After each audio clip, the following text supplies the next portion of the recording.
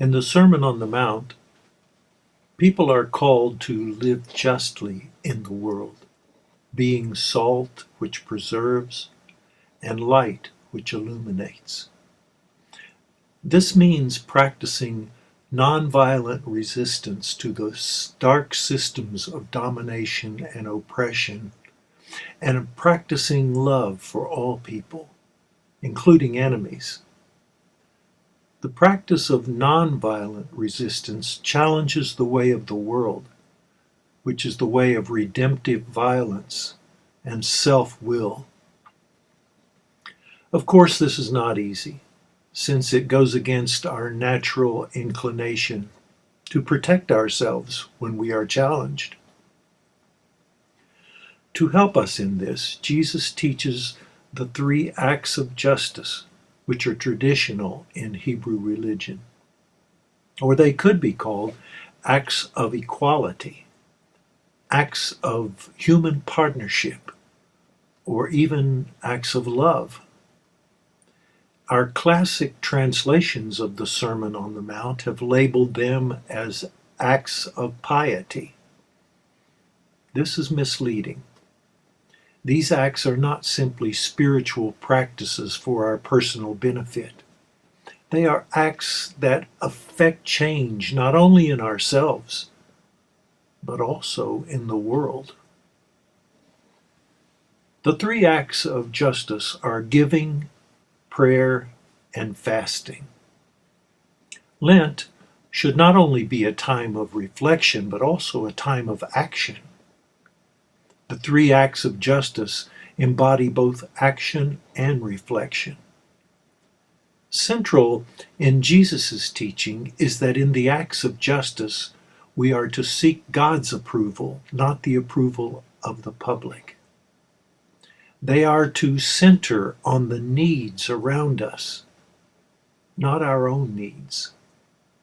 By centering not on the self, but on others, we are rewarded in that our character is deepened. Acts of giving are acts which seek to establish God's redistributive justice through providing resources for all. Jesus expands on this in his teachings. Give to those who beg, and do not refuse them. Do not expect to be repaid. And also, forgive us our debts as we forgive our debtors. God has given us a bountiful earth which we are to nourish and develop. We are called to build systems where the bounty is shared, so that, as Deuteronomy says, there are no poor among us. What we have built are not systems of justice and mercy, but systems of domination and oppression. Systems which serve the god Mammon, not the Creator God. Systems which have led to great inequality and suffering in the world. But now the good news is, Jesus calls us to do acts of justice and so live by God's system of justice, God's system of equality, God's system of partnership, God's system of love. The second act of justice is prayer. Prayer is not simply asking for things, but prayer is a way of aligning myself with God's creation and salvation intention for a just society. Your commonwealth come, God. Your will be done. Hallowed be thy name could be translated, may the promise of your name, I will be there, be our sacred center.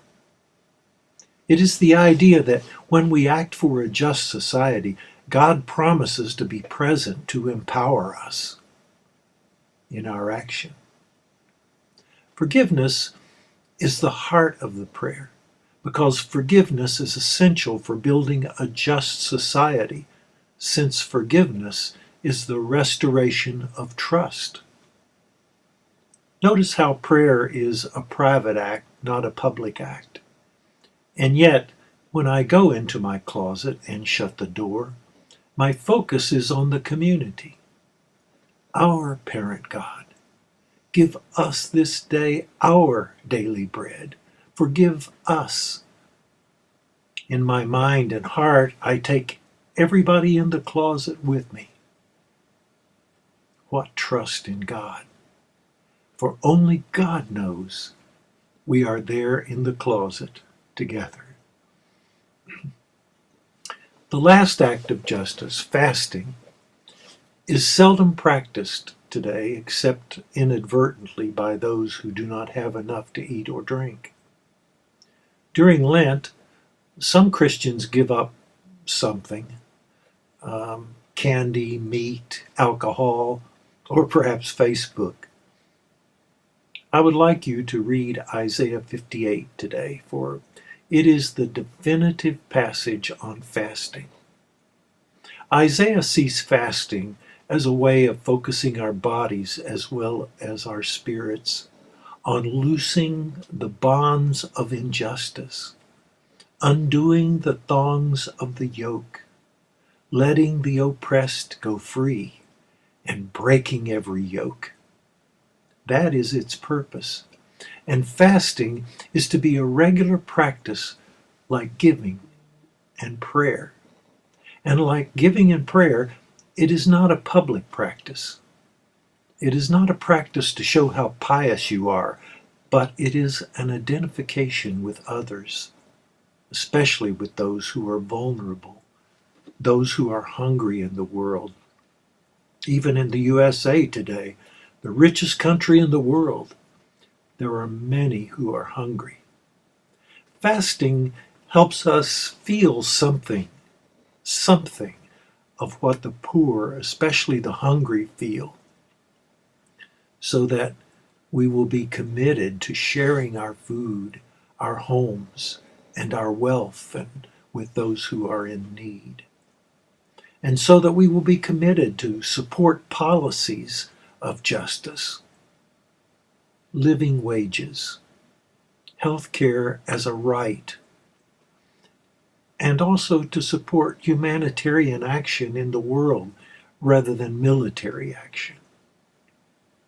Congress should have held a fast before voting on the pandemic relief bill. This Lenten season is a good time to commit ourselves to the 3 acts of justice. Use your imagination on how to build a life of giving, a life of prayer, a life of fasting. And from our private experiences of giving, prayer, and fasting, we can come together to loose the bonds of injustice in our communities, in our state and nation, and in the world. Thank you.